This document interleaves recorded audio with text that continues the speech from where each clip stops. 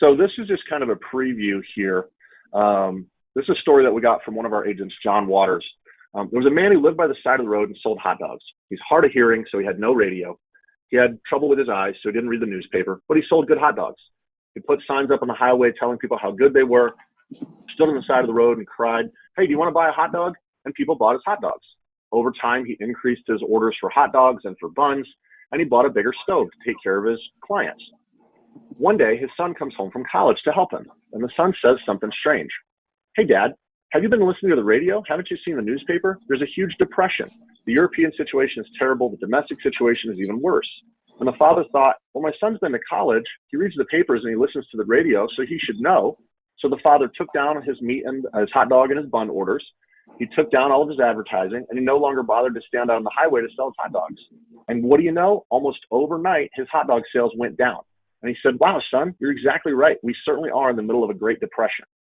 I love this little story because you don't have to participate, right? You don't have to participate in a market slowdown. This is not something that forces you to make less money or forces you to close fewer transactions. You really want to take the data that Lon's put together and have conversations with your clients. And another example that Eric talks about is agents that hunt have a much higher success rate, meaning if you're out there and you're making your calls and you're talking with people, you're going to have a much higher success rate than somebody who's waiting on the sidelines hoping for a client to call them to buy or sell a home. So it's just a really good reminder from Eric Romero, our managing broker. Continue doing your activities so you don't have to look like this guy who's in a panic, right? And a couple of important points that are affecting buyers. Number one, I think Lon really hit good information there that we're not going to a seller's market, we're not going to a buyer's market, but we are shifting that way. But that doesn't mean that buyers get to take the reins off and do whatever they want. They need to be cautious about thinking that the market is worse than it is. I don't think we're at the point that we're going to see a lot of lowball offers working right now.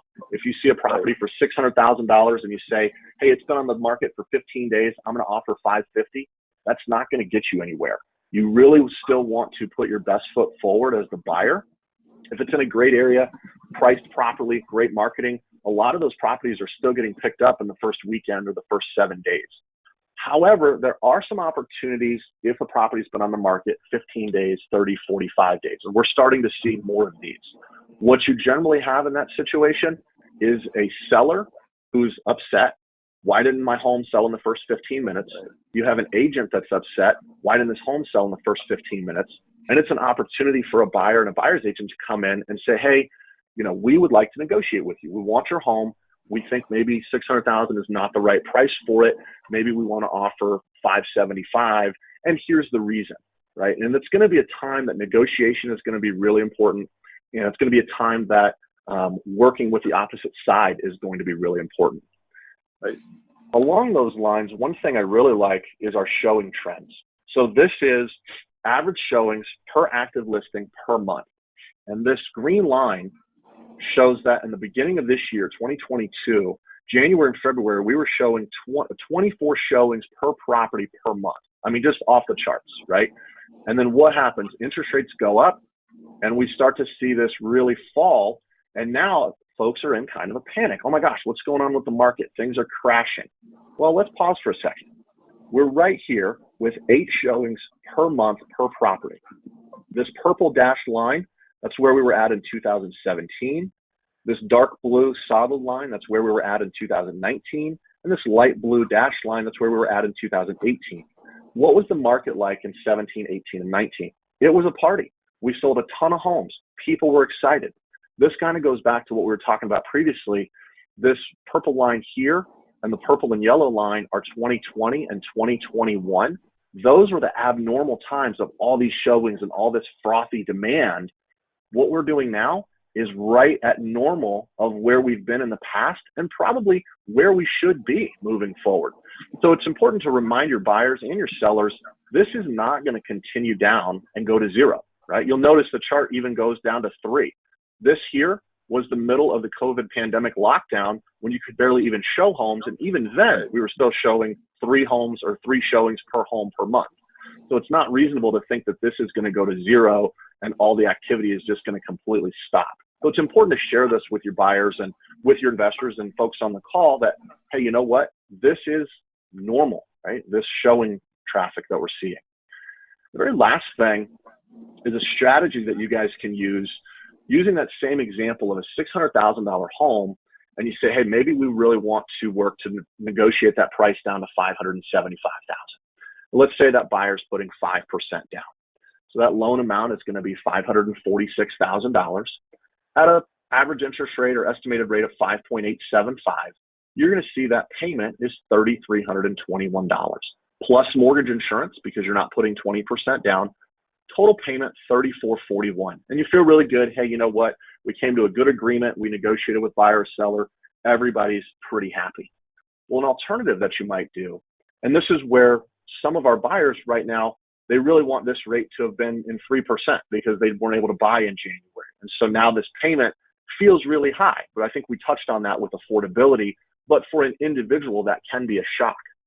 So here's a way that you can make this a win-win and really help out your buyer as well as the seller. Same property, $600,000. Instead of working on a price reduction, let's negotiate for the seller to pay 3% of this price as a seller concession. And you're going to do two things with this.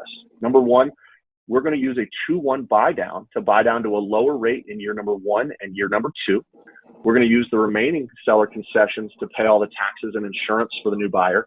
And we're going to use the remaining seller concessions to pay the mortgage insurance one time up front. Now, you're going to end up with a higher mortgage balance. The original principal balance is higher because it's a higher price. But during that first year, your interest rate is 2% lower.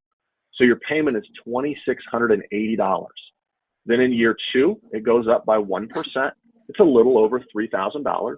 And then in year 3, it goes to that same 5.875% and remains that way through the remaining 27 years of the loan. Total payment, $3,371, which is actually cheaper than getting that price reduction because you use those seller concessions to pay the mortgage insurance.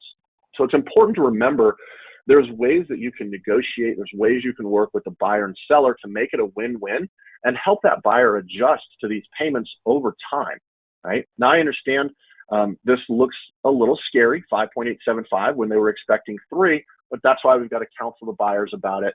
And a big thing that I encourage all of our agents, don't try to figure all of this out on your own. That's what I'm here for, is to be a resource and walk the clients through this. So please reach out if you guys have questions or comments on this. Would be happy to have conversations with your buyers.